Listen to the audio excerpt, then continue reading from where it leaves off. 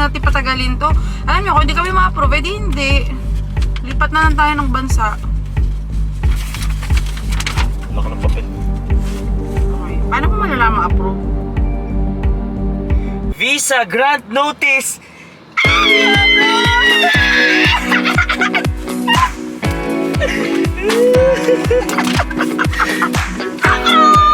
Ano nga sa'yo? Let's go! Let's go!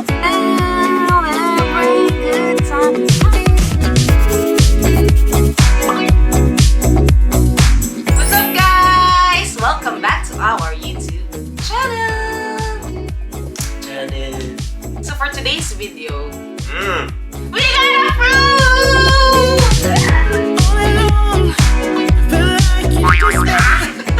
So na magpatumpik-tumpik pa, we're going to share to you the important points and step-by-step guide on how to apply Korean visa. Korean visa. For Filipinos, As a tourist. Malamang. Okay? So, let's begin. Number 1. Saan nga ba nakalocate ang Korean Embassy? Oo nga naman. Diba? Doon muna tayo. Saan ba yung location nun? Saan nga ulit yan? Upper McKinley Road, McKinley Town Center, Fort Bonifacio, Taguig, Metro Manila. Kung alam niyo yung C5, pati doon sa McKinley Hill, doon lang sila sa corner. So, along C5 din siya. Oo. Tapos meron din pala silang consulate sa Cebu. So, if you are coming from the south, as in Visayas, Mindanao, Doon siguro. I think yun yung mas malapit na place. Correct. Okay? Next, visa application schedule is Mondays to Fridays, meaning weekdays, 8:30 a.m. to 11 a.m. Strict sila sa time, guys, ha? So, be on time. Pag Filipino time. Korean time. Number 3. Number 3. May kailangan nga bang bayaran sa visa? If you're staying 59 days or below, libre, guys. Free. Free. Pero kung 60 to 90 days, yun, may bayad na 2,000 pesos. So, dahil kami, So, may 2,000.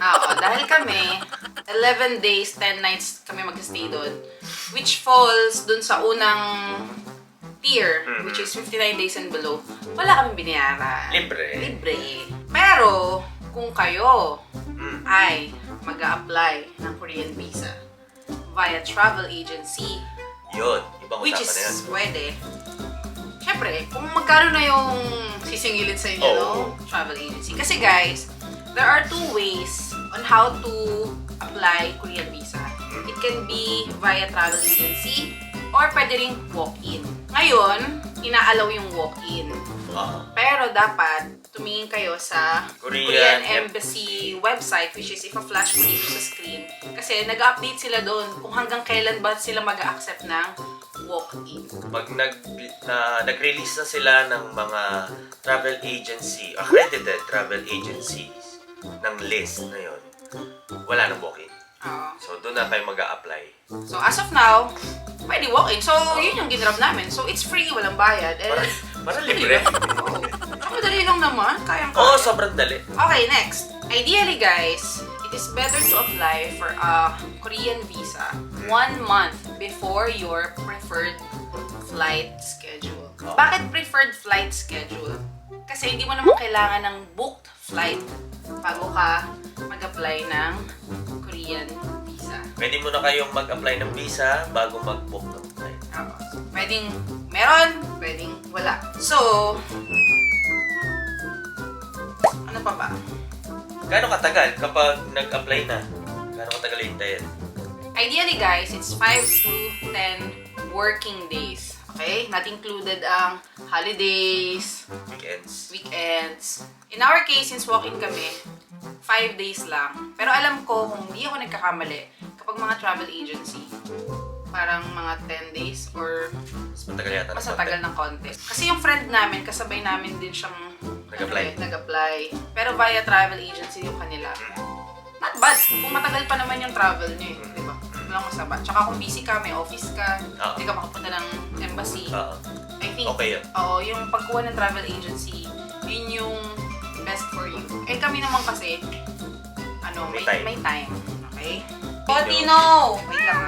May nangingis resolve na naman po sa atin, guys. Yung issuance of result is every weekdays, 1:30 p.m. hanggang 4 p.m. So again, strict sila sa time, guys. So talaga nagsasarado yung gate ng 4 p.m. Cody! Huwag mong galawin yan! Another point, no, na kailangan yung tandaan. Kunyari kayo ay group of 5, or kung ilan man ang bilang nyo, pwede kayong mag-assign dun sa 5 na yon kung sino man yung pupunta dun sa Korean Embassy at mag-apply. Kung walk-in ha. So, hindi kailangan lahat kayo may face value dun. Kahit siya lang. Oo. Wapakels. Oo. Basta, yung documents nyo is naka-filed per, naka-per set. Tapos, kapag ka nag-apply na yun, pipila lang naman siya sa counter eh. As in, walang keme-keme. Pupunta lang siya doon sa counter, pasa niya. Bibigyan siya ng reference stub.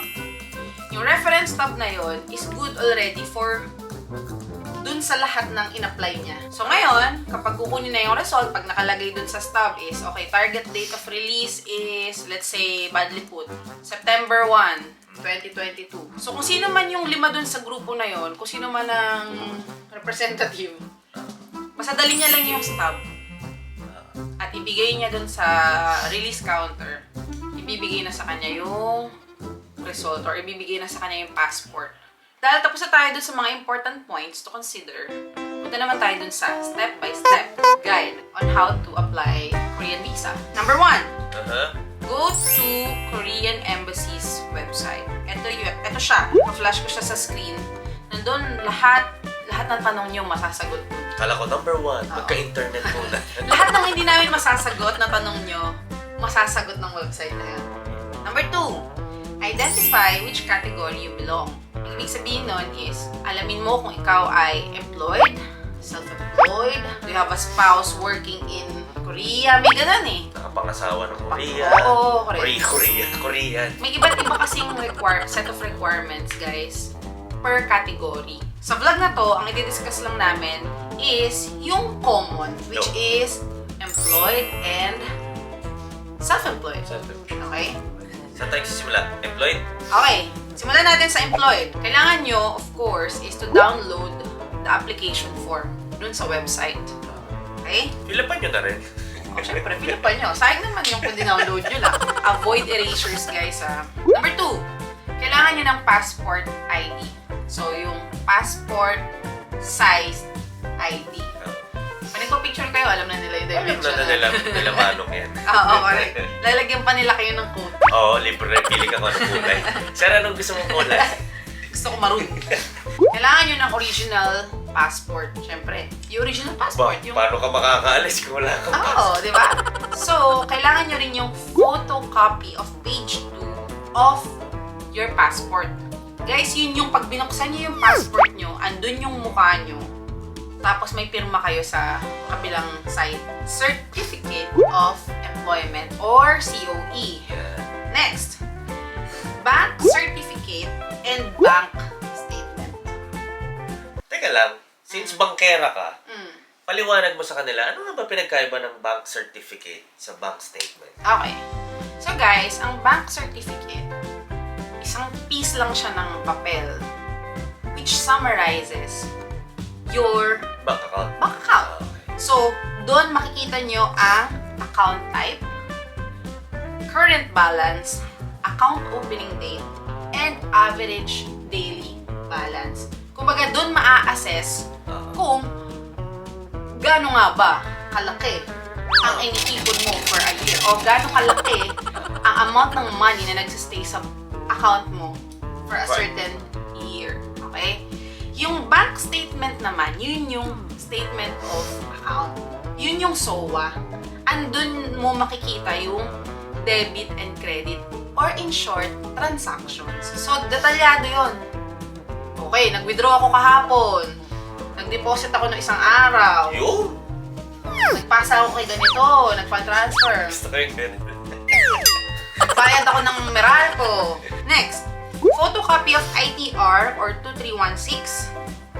And if kayo ay may PRC or IBP IDs, yung mga lisensyadong professionals, mag-provide daw kayo ng copy. Okay? Okay, pag self-employed, next is photocopy of DTI or SEC.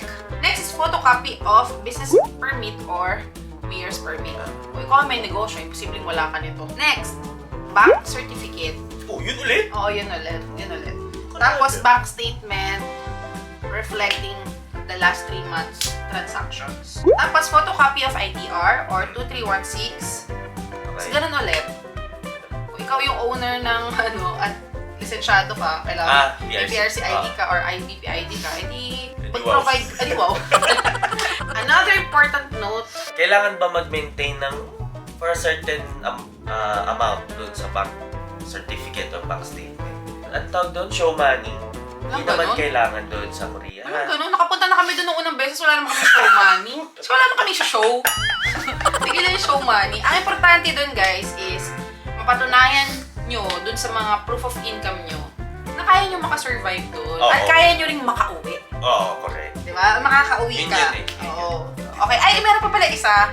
Ito kasi, myth to. Myth? Myth. Pag may myth. Kaya kasi may nagtatanong sa amin kung kailangan daw ba pag pumunta ka ng Korea ngayon is book via travel agency at dapat naka-group tour. Hindi po yung totoo, guys. Okay? So, you can go to Korea. Dala nyo lang yung requirements na kailangan nila plus your visa. And then you can go do it yourself. Ang gumagawa lang nung group tour via travel agency is yung mga hindi willing kumuha ng visa. At mag-enter sila ng Gwangyon. Tama ba? Para, basta. Lalagay ko na dito ko. Oo. So guys, that ends our vlog. Don't forget to like, subscribe, and hit the notification bell para laging notified pag may bagong videos. And don't forget to comment down below if you have further questions. And comment na rin kayo if meron kayong gustong puntahan namin doon sa September. September na yung pumunta eh, di ba? Oo. September. So fall yun. Fall meaning pa-winter. Pa-winter? Winter, spring.